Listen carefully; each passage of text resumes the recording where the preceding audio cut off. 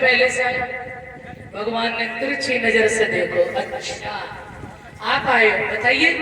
बोले प्रभु महाभारत होने वाला है और कैसे क्या रहेगा सेना और आप।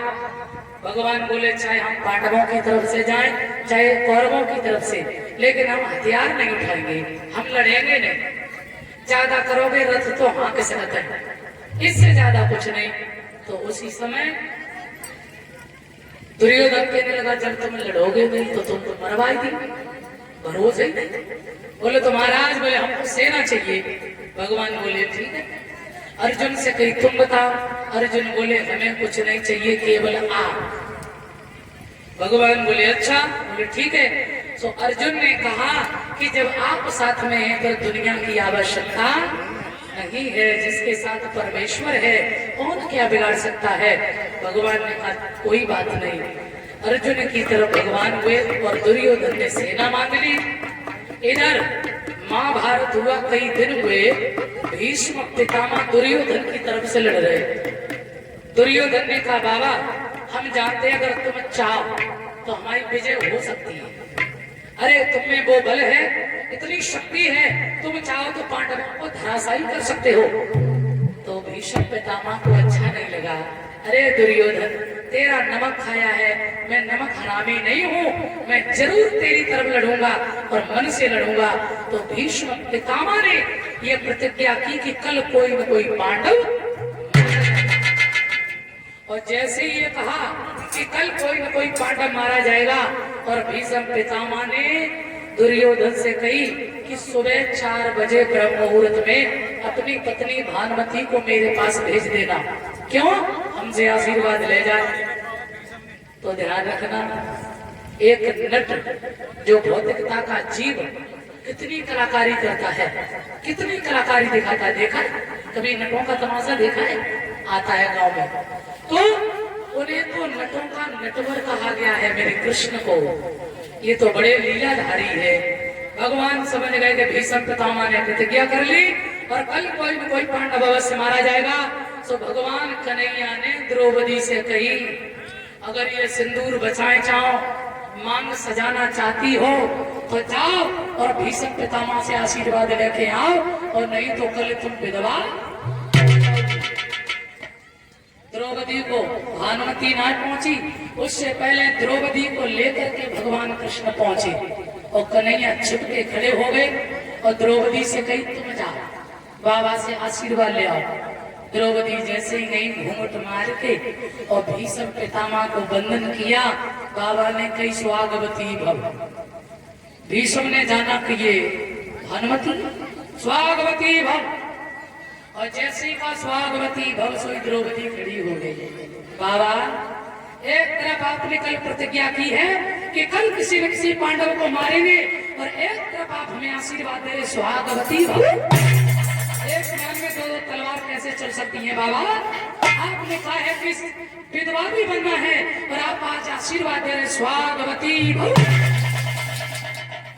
भीष्म पितामह के पैरों तले धरती खसक गई, एकदम से आंखें लाल हो गई और कहने लगे द्रौपदी तुम्हारी हिम्मत, तुम कैसे मेरे कक्ष में आई हो? जैसे ही नेत्र बंद किए तो समझ गए ये तो मुरलीधर की लीला है, ये मेरे कन्हैया की लीला है। और कहने लगे द्रौपदी तुम्हारी औकात नहीं थी, लेकिन कृष्ण तुमने मेरा प्रण तुड़वाया है। तो एक बात ध्यान में रखना, तुम भले ही यादवेंद्र सरकार योगी राज कृष्ण हो, लेकिन मैंने यदि तुमसे महाभारत में चक्र न उठवा दिया तो मैं गंगा का पुत्र भीष्म नहीं। की चक्र उठवाने की, और कन्हैया ने उधर प्रतिज्ञा भंग कराने की कोशिश की, लेकिन ध्यान रखना बंधुओं क्या हुआ।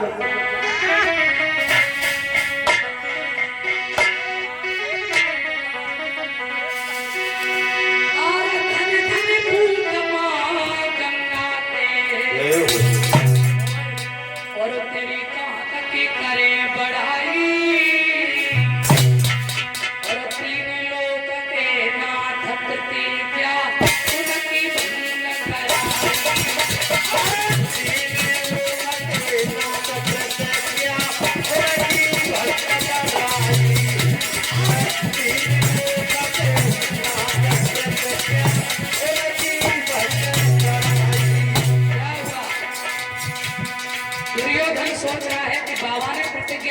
बोले पांडव मरेंगे, युद्ध होते होते देर हो गई, कोई मरा नहीं। अब दुर्योधन को शंका हुई, अरे बाबा ने क्या झूठ बोल दिया हमसे, पांडव तो मर ही नहीं रहे। दुर्योधन को खराब लगा और दुर्योधन घबराया और भीष्म पितामह के पास में पहुंचा और बोला,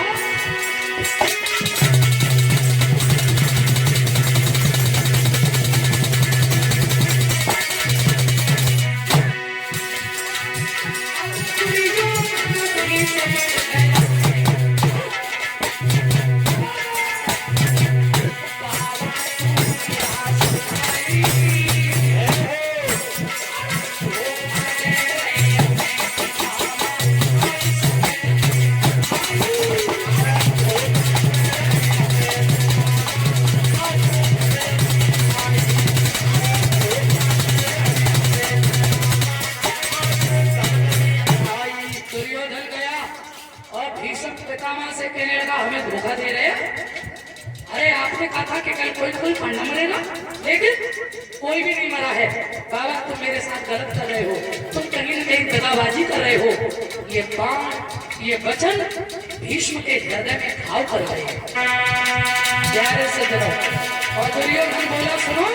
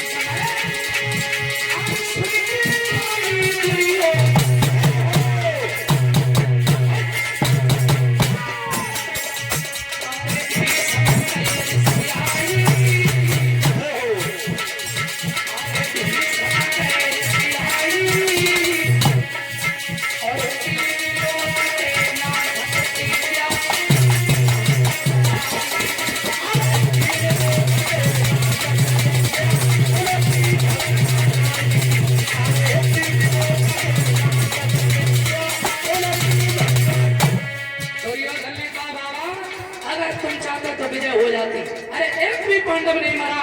कारण क्या है? क्योंकि ये सत्य है कि भीष्म पितामह भी पांडवों की विजय चाहते थे, बहुत चाहते थे अर्जुन को। और ये सत्य है कि धर्म का साथ और सत्य का साथ सब देते हैं, अधर्म का साथ कोई नहीं देता है। तो मेरे भगवत प्रेमियों, भीष्म को पता था कि पांडवा नीत की लड़ाई लड़ रहे, ये दुर्योधन अनीत कर रहा है। उसी समय जब कहा है कि तुम मेरे साथ अन्याय कर रहे हो, अगर मुझे पता होता कर्णवीर को बुलाता और इस अर्जुन की औकात क्या है, उसे दिन रात कैसे प्रेम भाग जाती।